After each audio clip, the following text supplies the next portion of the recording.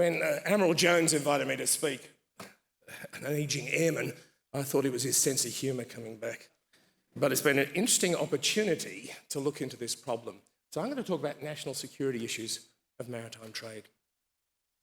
The institute I chair looks at the national security implications of the major transitions we're going to see in our society over the next decade, and we use energy, the economy and the environment as an example. A good reference point to look at our vulnerabilities and our resilience, I think, comes in this Home Affairs publication last year. This talked about the interconnected and cascading risks that we face in terms of disaster risk. But when you look at what the points they raise, it says what makes us vulnerable, just read through those. Our interconnected nature of our societies, just-in-time supply chains, limited resilience in those chains, and low tolerance for loss and disruption. Have a think about that as I talk a few things. So when we look at this interaction between these three systems, we think about the underlying infrastructure and what's going to happen in these next decades as we have to make some very difficult trade-offs as we transition. The example we use is the $57 trillion worth of fossil fuel infrastructure in the developed world. This comes from a Shell scenario study looking at the current system, and we are going to transition in forthcoming decades across to a hybrid energy infrastructure. The challenge we're going to face is that's going to be very expensive to do, and we're going to do it in the midst of likely recession or at best stagnant economies. This is going to give us a hell of a problem. Now let's look at one of the huge infrastructure issues, and that's maritime trade. I've got to tell you, before the last month of looking at this, thanks to Peter's invitation, I didn't think about maritime trade much. I think as most Australians, it's there, it's working, it's great. But what's the problem? As CN said, 98% of our trade by volume is maritime, $304 billion of imports in 2018. If you bring some of those out with fuels, over 90% of all our transport fuels are imported, either as oil or refined product. Think about that $2 billion a year of fertilisers coming in, because our gas prices are forcing our fertiliser industry offshore, and we'll hear a little bit more about this in a later presentation. If you get any scale of interruption, now we're not talking about maritime trade stopping, but if you get some sort of scale of interruption, what happens to food production? Think about exports, $344 billion. So think about maritime trade as underpinning our whole energy system and our economy. But if we don't have energy and we don't have credit through an economic system, then maritime trade itself stops. Maritime trade runs on credit, and that's a serious risk.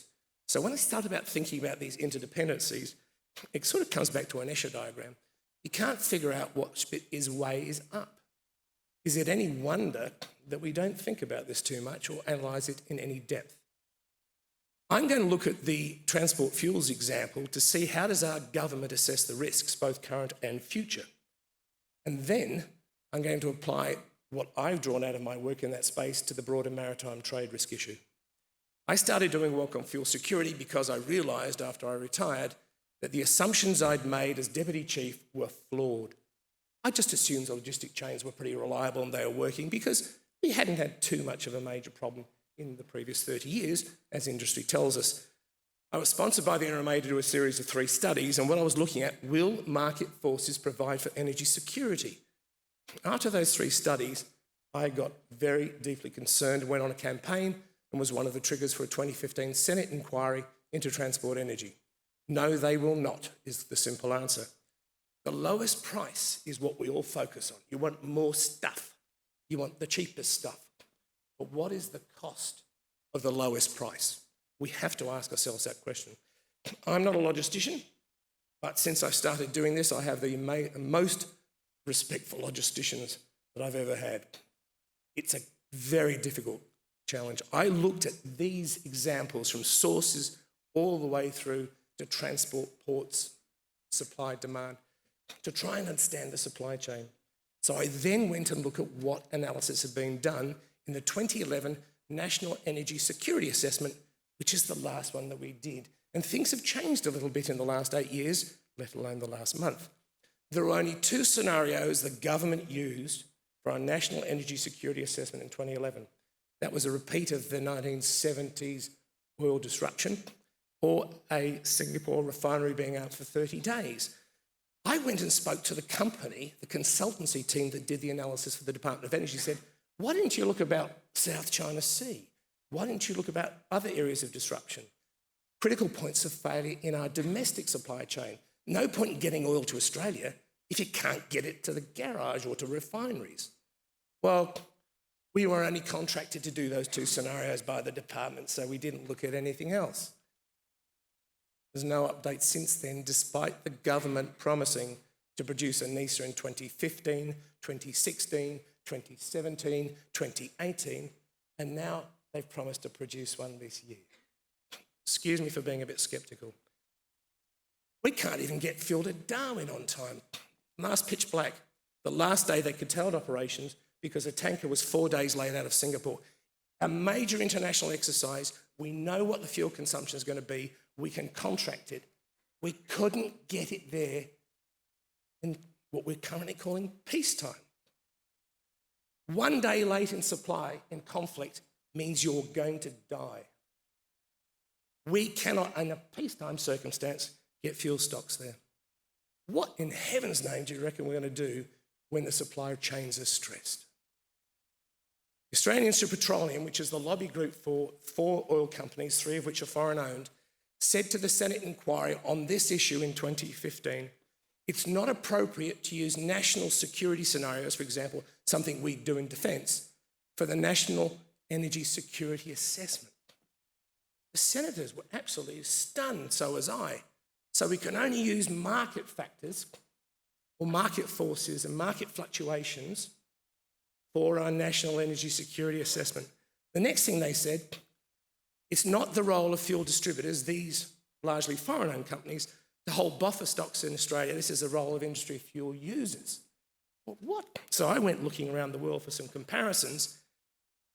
This is 2014 data from one of my reports. The Australian government does not mandate that we hold any stocks at all in industry. Have a look at these other countries and the number of days of stocks they mandate. At that time, the government didn't own any strategic fuel stocks.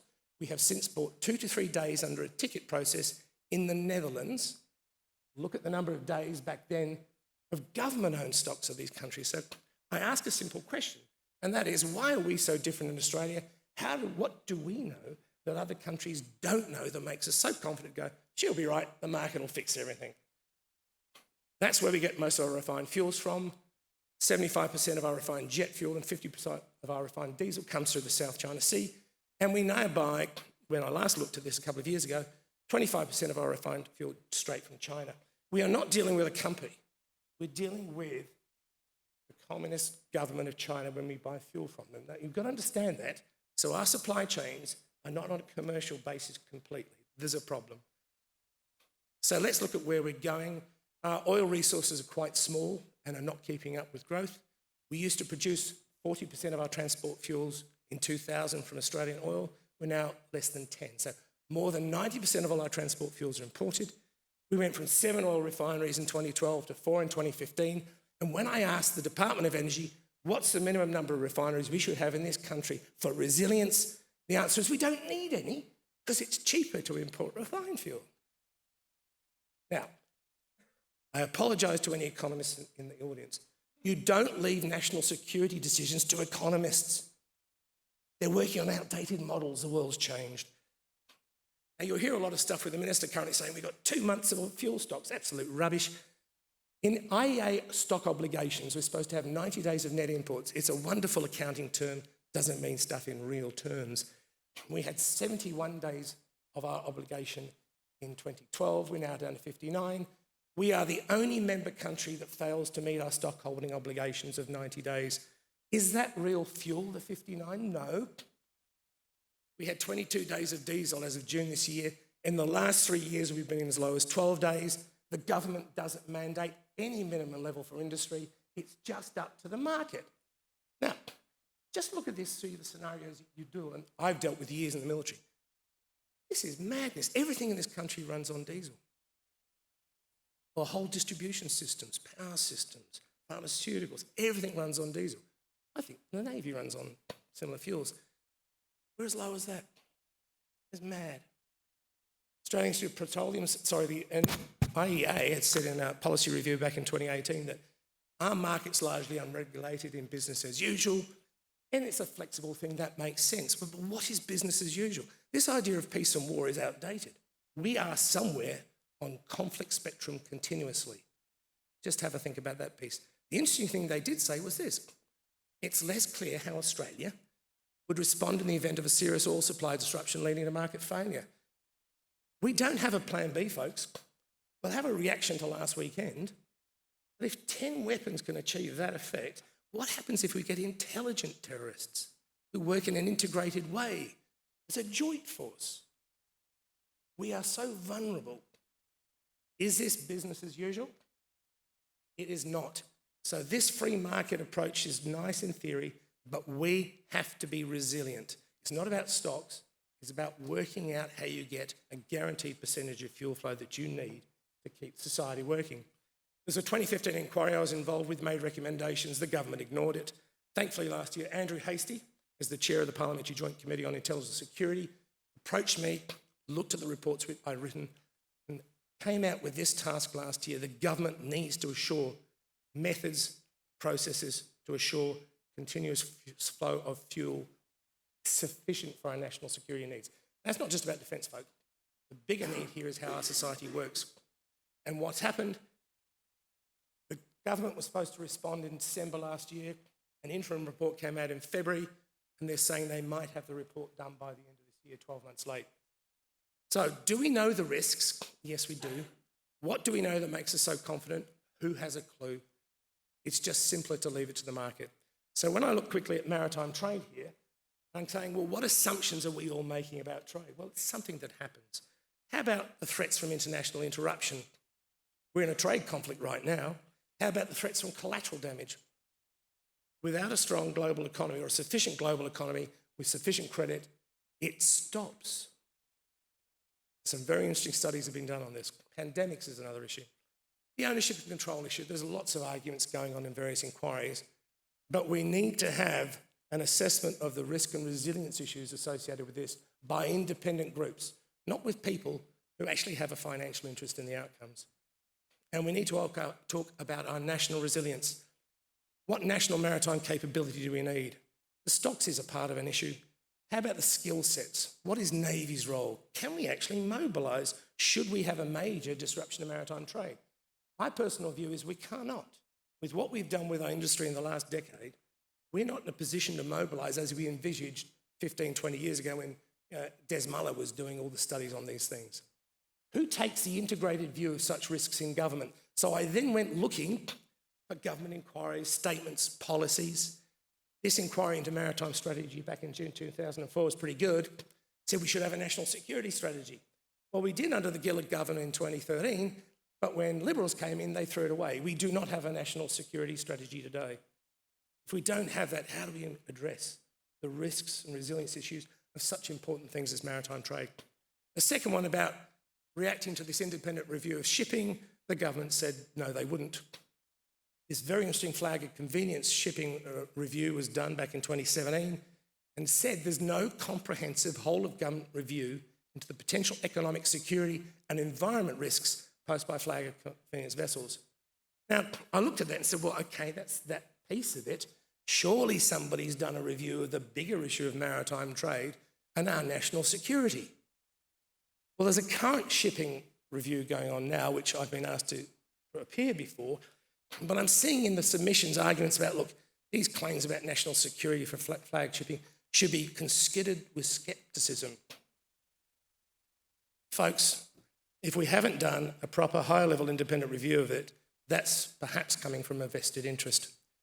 The National Freight Strategy that was done in April this year is very interesting, but it focuses on road and rail. There's a 15-page maritime freight annex talking about the growth and the importance of coastal shipping. It really is worth reading. There are these very important points in there. Did any of the points from the coastal shipping get into the action plan? No, they didn't. Why? I don't think shipping gets anywhere near the attention it needs in the country. And I'm not talking about just flagships in the country. I'm talking about the shipping system as a whole is not on the map, I think, enough with our government. The Profiling Australia's Vulnerability Report, which I spoke about at the start, has a couple of good conclusions. We need to focus on the intersections and interdependencies in the systems that support us in this country, from local to global levels. And we've got to understand the consequences of past and present decisions that have the perverse consequence of building in more vulnerability to us. This is all about the lowest price. If you don't ask what the cost is, then you're going to get into serious problems. There is little evidence that I can find, having spoken to Navy people, academics and industry people, and I've been in talking to senators about this in the last week. There is little evidence of any in-depth analysis of the national security implications of freight, shipping and the wider maritime trade system. And I've stressed to the senators it's about time we raise that issue, not just shipping, but maritime trade and its implications for national security. There is a need for an integrated informed maritime trade risk analysis. Who has that expertise? Well, Navy does, Naval Institute. Industry has to play a role in this. The expertise is there if we access it, but not if we stay arguing about the little piece parts of the problem. We've got to address the bigger issue here. What sovereign capabilities must Australia have in order to be resilient in this rapidly changing world? It's not about stocks. Think about preparedness and what we do. Would you go off in a combat not having trained and done any preparedness and stuff and just, oh, we're there?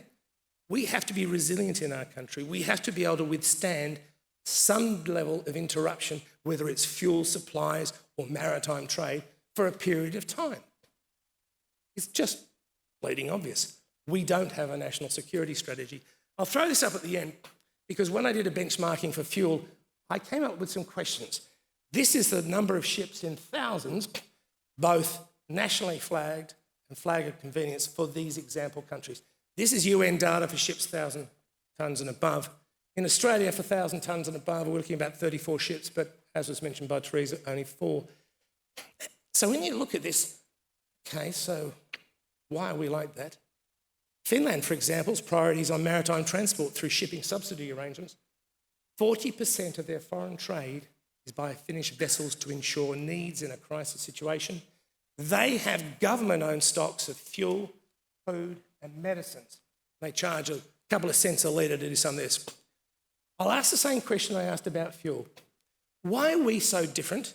What do we know in this country that makes us so confident at the end of very long maritime trade lines in a not most stable global situation with trade wars going on, China doing its bit? Why are we so comfortable that she'll be right? It's absolutely crazy. So when we think about this issue, the lowest price, but at what cost? Because there is a very high price to cheap. Our balance between national security considerations and market forces is out of balance. It's time that we pay attention to it because it's not only a very high price to cheap, but how many wake-up calls will we need before we do something and have a major interruption? Maritime trade is fundamental to this country. It doesn't get enough visibility. Certainly what I'm going to try and do is drive this to Senate and Joint Parliamentary Committee inquiries purely to get the issue out there. I spoke to the ABC last night on fuel security because of what's going on. I suggested they need to start doing stories on maritime trade. That's absolutely fundamental to us. Thank you.